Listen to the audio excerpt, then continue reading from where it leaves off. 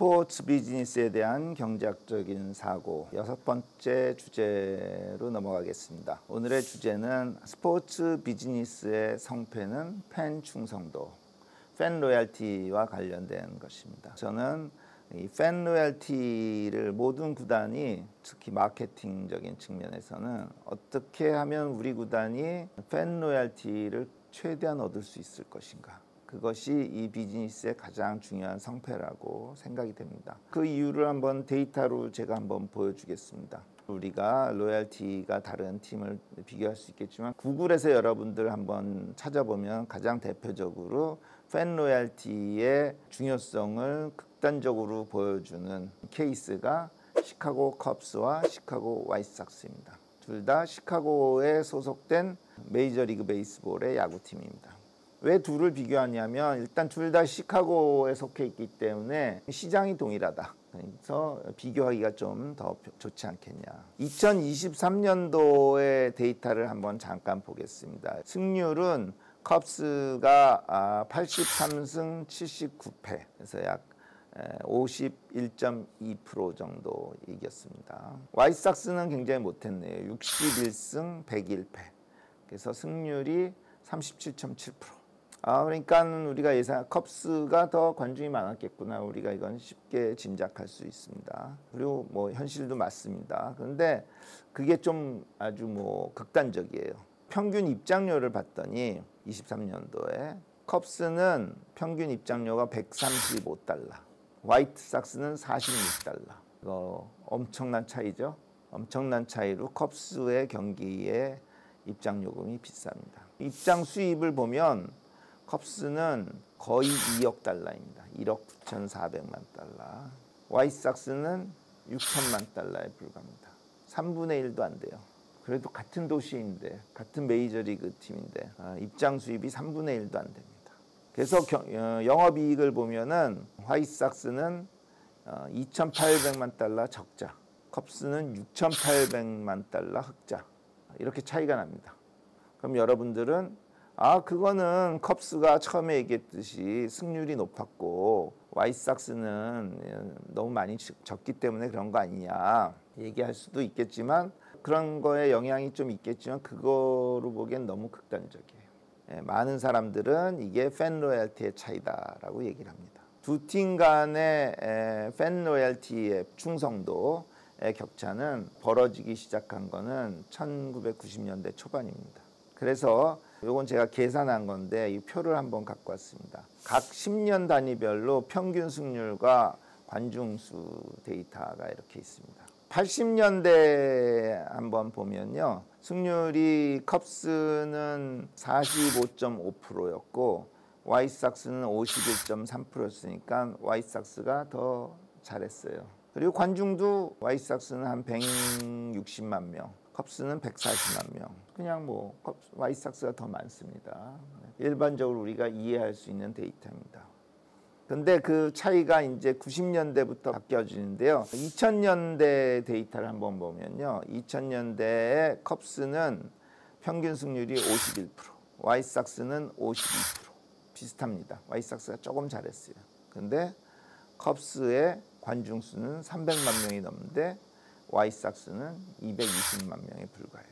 왜 그러냐? 얘가 그래도 조금 더 이겼는데, 우리가 이렇게 생각할 수 있는데, 많은 사람들이 이거를 컵스는 충성스러운 팬이 많고 화이트삭스는 충성스러운 팬이 없기 때문에 그렇다, 이런 얘기를 많이 합니다. 제가 이 두 팀의 팬 로얄티를 통계학적으로 비교적 어려운 계량 경제 모형을 이용해서 추정한 적인데, 여기 표가 두 팀의 팬 로얄티의 그림입니다. 이거는 The Econometrics of Sports라는 책에 실었던 논문인데요. 보다시피 1990년 이전에는 두 팀의 팬 로얄티가 비슷합니다. 비슷하게 움직이는데 90년대 들어와서 현격하게, 특히 화이트삭스의 팬 로얄티가 뚝 떨어진 것을 우리가 이렇게 볼 수 있습니다. 그래서 일반적으로 사람들이 얘기하는 거랑 계량 경제적으로 데이터 분석을 한 거랑 일맥상통하게 나옵니다.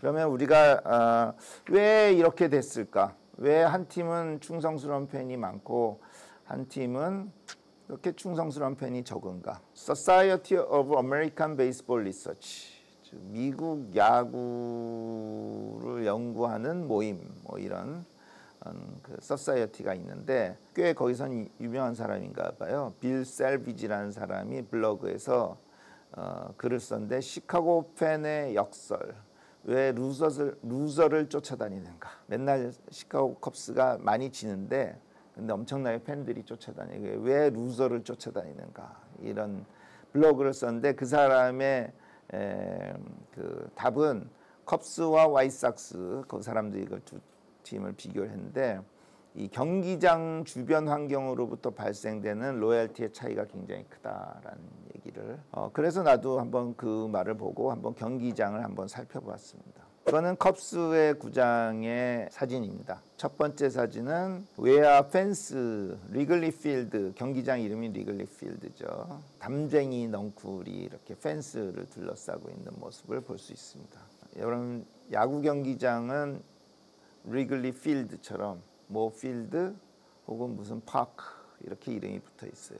축구 경기장엔 그런 이름 안 붙어 있어요. 축구 경기장엔 스테디움이 붙습니다. 그 이유는 옛날에 야구가 처음 시작할 때 동네 공원에서 옆 동네 남자들과 우리 동네 남자들과 모여서 야구 경기하고 많은 가족들이 응원하면서 즐겼던 전통, 즉 필드에서 경기를 펼쳤다라는 것 때문에 그런데요. 현대화로 되면서 이제 펜스에 뭐 전광판도 붙은 경기장도 있고 아주 다양한 경기장인데 컵스는 아직도 담쟁이 넝쿨, 옛날 이 공원의 분위기를 자아내는 모습을 볼 수 있습니다. 그 다음에 사진 보면은 뭔가 좀 컵스의 경기장인데 뭔가 차이점을 못 느끼시나요? 조명 시설이 없죠. 조명 시설이 없다는 건 밤에 경기를 못 한다는 거죠. 컵스는 1988년까지 주간에는 다 일 나가기 때문에 야간 경기를 해야지만 관중이 올 수 있지, 낮에 경기하면 관중이 할 수 없었어요. 근데 시카고 컵스가 유일하게 주간 경기를 했던, 왜? 라이트가 없으니까. 일부러 라이트를 안 만든 겁니다. 그러다가 이제 1988년 8월 9일 날 첫 번째 야간 경기를 하게 됩니다. 그때 그 이벤트를 대단한 마케팅의 기회로 삼았어요.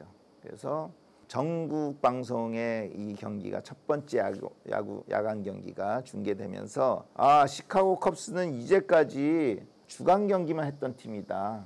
야구는 낮에 그렇게 했던 거니까 라는, 우리가 가장 트래디션을 최근까지 유지했던 팀이다라는 이미지를 엄청 부각했어요. 제가 보기에는 미국이 역사가 짧잖아요. 다른 나라에 비해서. 미국이 제일 잘 사는 나라지만 미국 국민들에게 약간 핸디캡은 우리가 역사가 제일 짧다. 유럽에 비해서도 짧고 아시아에 비해서 짧다. 그렇기 때문에 상대적으로 미국 사람들이 역사를 엄청나게 전통을 중시하는 경향이 있지 않나 싶은데요. 그거에 이 컵스는 완전히 매치되는 이런 모습을 가질 수 있습니다. 그 다음 사진 보면요. 이게 경기장인지 경기장 밖인지 좀 애매한 모습을 볼 수 있습니다. 경기장 밖이죠. 그리고 보니까 이 컵스의 경기장은 외야 펜스가 엄청 낮네요. 펜스가 아니고 벽이 엄청 낮네요. 이게 특징입니다. 이게 뭐냐면은 이 경기장 밖에 5층 되는 아파트들이 많이 있는데 이 사진에 의하면 그 아파트들 옥상에다가 관람석을 만들어 놓고 사람들이 거기서 관람하는 모습을 이렇게 볼 수가 있어요. 그게 루프탑 시트라고 합니다.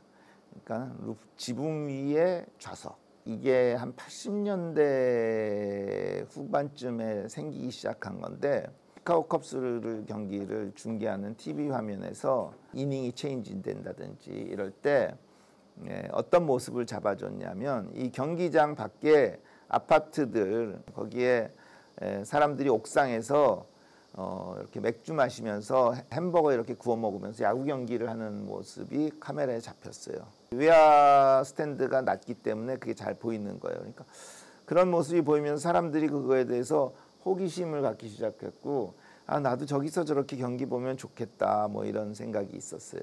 그러다 보니까 수요가 있으면은 뭔가 창출이 되듯이 그 아파트들이 개조가 돼서 레스토랑이 되고 사람들이 레스토랑에서 음식 먹으면서 경기를 보게 할 수 있게 해주고, 그러다가 보니까 이게 인기가 있어서 많은 사람들이 쳐다보니까 아파트 주인이 옥상에다가 좌석을 만들고 티켓을 팔았어요. 사람들이 티켓을 사서 경기장 밖에 아파트의 옥상에서 음식을 먹으면서 경기를 보는 그런 색다른 어떤 경험이죠. 그 입장료가 이 경기장 입장료보다 더 비싸대요. 그러면은 컵스 구단은 여러분들이 구단주라면 어떻게 하시겠어요? 우리 경기장에 들어올 관중들이 딴 데로 가잖아요. 그럼 어떻게 하겠습니까? 제일 아주 단편적인 시각은 그냥 외야 벽을 좀 높이면 되죠. 못 보게. 그럼 들어올 테니까. 아주 단편적인 생각일 수 있는데 컵스는 그냥 가만히 있었습니다. 그냥 이 사람들 보게 놔뒀습니다. 그래서 지금은 아마 시카고에 방문객들이 찾아오면 관광 명소로서 하나 자리 잡았다고 알고 있는데 그냥 놔뒀습니다. 같이 우리 이웃이랑 상생해야지라는 겁니다. 컵스의 전략은 이게 이렇게 유명해지기까지 그냥 놔두다가 나중에 이제 지역 이런 상인들과 같이 회의를 해서 이거 우리 경기 보는 거 아니냐, 우리 수입을 쉐어하자. 그래서 일정 부분을 컵스가 받는. 그러니까 컵스도 좋고 지역 상인들도 좋고 서로 윈윈하는 이런 전략이 됐어요. 이상해서와 같이 컵스 하면 미국 사람들 야구 팬들에게는 명확한 브랜드 이미지가 있습니다. 그 이미지는 뭐냐면 전통을 중시하고 그 다음에 이웃과 함께 공존하는 이런 구단. 그 이미지는 굉장히 좋은 이미지죠. 이게 컵스의 로얄한 팬이 많이 생기는 이유가 아닌가라는 것이고요. 반대로 화이트삭스를 한번 볼까요? 지금 사용하는 경기장이 US 셀러 필드라고 굉장히 현대식 건물입니다. 이 역사를 한번 보면은 1980년대 후반에 미국에서는 야구 전용 경기장 건설이 붐이 일어났어요. 그 전까지는 축구팀이랑 야구팀이 하나의 커다란 경기장을 나누어 썼어요. 그러다가 1980년대 후반부터 야구 전용 경기장이 생겼습니다. 그래서 야구 전용 경기장은 외야 펜스는 별로 없고 내야는 이렇게 좌석이 많고 이런 게 일반적인데 화이트삭스도 자기네도 전용 경기장이 필요하다라고 주정부에게 요구를 하였습니다. 그래서 당시에 사용하던 코민스키 파크가 이제 화이트삭스가 쓰던 경기장인데 그 경기장은 1910년에 건설된 걸로 굉장히 오래됐어요. 그래서 우리도 좀 새로운 경기장 갖자라고 했는데 일리노이 주의 의원들이 시카고가 일리노이 주에 있습니다. 주민들로부터 거둔 세금으로 백만장자 구단주를 위해서 우리가 쓸 수 없다. 우리 경기장 안 지어줄게. 이렇게 결정을 내렸습니다. 반대를 하니까 화이트삭스는 이제 불만을 얻었어요. 그래서 우리 연고지 이전할래 이런 표현을 했고 마침 플로리다의 템파베이라는 도시가 야구팀을 유치하길 원해서 템파베이가 화이트삭스를 다음 시즌 우리한테 와라 이렇게 해가지고 이전하기로 이제 추진이 되었습니다. 역사적인 사실은 1988년 7월 1일 날 시카고에서 주의회가 열리는데 그날 밤 12시까지 화이트삭스를 우리가 경기장을 지원하겠다라고 의결하지 않으면 연고지를 이전하는 게 확정될 예정이었습니다. 근데 당시에 이제 일리노이주 주지사가 제임스 톰슨이라는 사람이었는데 이분이 가만히 생각해 보니까 자기 재임 중에 우리 연고지에 있던 프로야구팀을 잃어버리든 이런 그 역사를 허락하고 싶지가 않아요. 오히려 우리 도시를 떠나려는 그런 팀을 다시 시민의 품으로 안겨준 주지사로 자기가 기억되고 싶어요. 그래서 이 주지사는 안 되겠다. 의사당에 와서 의원들을 설득하기 시작합니다. 해주자. 그래서 여러 경제학적인 이유를 듭니다. 이게 긍정적인 외부 효과가 있고 뭐 이런. 근데 밤 12시가 다 되어 오는데 아직도 3표가 부족해요. 그래서 이 주지사가 굉장히 상상할 수 없는 행동을 합니다. 의사당 안에 있던 시계를 세워버려요. 그리고 의원들을 더 설득하기 시작해요. 그래서 한 30분이 지나서 3명의 표를 확보한 다음에 의사당 시계를 다시 작동하고 표결해서 한 표 차로 지어주기로 이렇게 합니다. 그래서 플로리다에서 난리가 났었죠. 그래서 아까 우리가 봤던 이 멋진 경기장의 모습을 볼 수가 있습니다.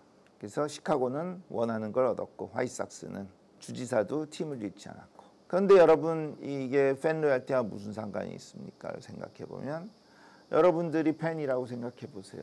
저 팀은 우리 도시를 떠나겠다고 협박했던 팀인데 거기에 대한 로열티가 생기기는 어렵겠죠. 그래서 아까 그림에서 봤듯이 1990년대 들어서면서 화이트삭스의 팬 충성도가 급격히 하락하는 모습을, 그리고 회복되지 않는 모습을, 이 팀도 아주 뚜렷한 브랜드 이미지가 있죠. 어떤 브랜드 이미지죠? 시카고를 떠나려고 했던 팀, 좋진 않은 이미지죠. 그러면 컵스와 화이트삭스의 두 가지 차이를 볼 수 있겠습니다. 이 케이스 스터디로부터 우리가 얻을 수 있는 거는 뭐냐면 팬 로열티와 관련해서는 아주 명확한 그 팀 하면 생각하는 이미지가 있어야 된다. 그리고 그게 좋은 이미지여야 된다. 이렇게 우리가 한번 생각해 볼 수 있겠습니다. 우리나라를 한번 볼까요? 첫 번째 사진을 보면은 이게 타이거스 광주 경기장이네요. 이게 한 80년대, 90년대 경기장의 모습인 것 같습니다. 관중석이 빽빽하게 찼죠. 응원단장도 있고. 근데 관중들의 복장을 한번 보면 어떤가요? 대낮인 것 같은데 넥타이 매고 이런 중년 남성들이 이렇게 많은 모습을, 유니폼을 입은 사람 한 명도 안 보입니다. 최근의 사진을 볼까요? 이거 한화 이글스 경기장의 사진입니다. 경기장 역시 꽉 찼네요. 이글스 깃발도 날리고 있고. 그런데 대다수의 팬들이 유니폼을 입고 있네요. 이 사진의 차이로 과거 80년대, 90년대보다 지금 2000년대에 한국 야구의 팬 충성도는 훨씬 높아졌다라는 사실을 저는 짐작할 수 있습니다. 왜냐하면 팬 충성도가 있어야지 그 팬임을 자기가 보여주는 어떤 행위들을 많이 해요. 자기가 충성도가 없으면은 그런 행위를 할 때 쭈삣쭈삣거리고 안 해요. 유니폼을 입고 경기장을 간다는 건 나는 하나 팬이야, 나는 롯데 팬이야 라는 거를 다 보여주는 거예요. 그래서 우리나라도 예전보다 팬 충성도가 전체적으로 훨씬 높아졌다고 이렇게 생각이 듭니다. 그러면서 오늘 주제는 이렇게 마무리하려고 그러는데, 정리해 보면은 팬 로열티가 구단 수입에 엄청난 중요한 역할을 한다라는 건 앞에서 살펴봤고, 그 다음에 우리가 시카고에 소속된 두 팀의 야구팀을 비교하는 케이스 스터디들을 통해서 브랜드의 긍정적인 이미지를 추구해야겠다. 그러면은 로열티가 생긴다 라는 사실을 배웠고, 그럼 우리나라 구단들도 자기들이 처한 입장에서 우리 구단의 이미지는 무엇일까, 그리고 어떻게 하면 좋은 이미지로 우리가 구축해 나갈까를 생각해 봐야겠다 라는 시사점을 얻으면서 강의를 마무리하도록 하겠습니다. 감사합니다. 구독과 좋아요, 알림 설정